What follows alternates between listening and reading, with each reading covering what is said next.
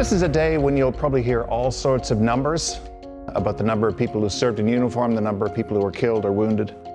But instead of giving you numbers, I want to tell you the story of a single individual, Harry George Dixon. Harry Dixon was a London boy. He went to Victoria School and then on to South Secondary School. He was a star athlete. He played hockey and basketball. He graduated from South in 1939, and he might have gone on to Western, but instead, in September 1939, he joined the Royal Canadian Air Force, 2 months short of his 19th birthday.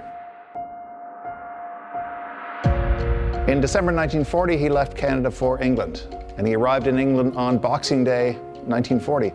So his family spent that Christmas without their oldest son. He wrote regularly to his family back home in London. He couldn't say much about the missions he was flying on Royal Air Force bombers over Germany and occupied France, but he talked a lot about what it was like to live in wartime Britain. His family carefully kept all his letters, including this one.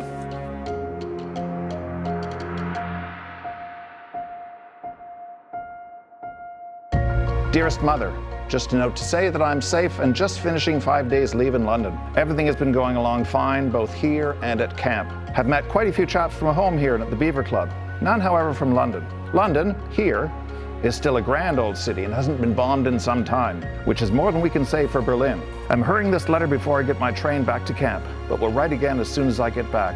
I received your last parcel okay. Write every chance you get. Love to Dad, the girls, Bud, and all my love to you, your loving son, Harry. 3 days later, on the 13th of August, 1941, Harry's airplane crashed while on operations, and Harry and 4 of his crewmates were killed. In time, they received back his personal effects, including his Air Force hat and the watch that Harry's parents had given him before he went overseas. In due course, his medals arrived back at the Dixon House on Colburn Street in London, along with the Memorial Cross that was given to the mother of anyone who died in uniform during the 2 World Wars.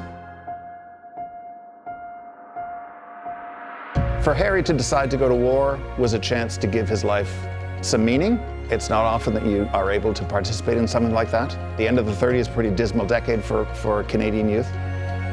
Here was a chance for excitement, for adventure.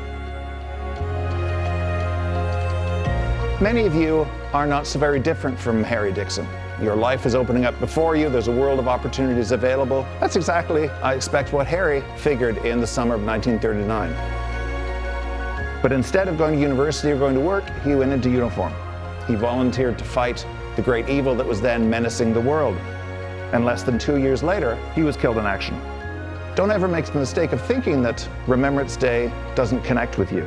You're closer than you might imagine to the people we remember today.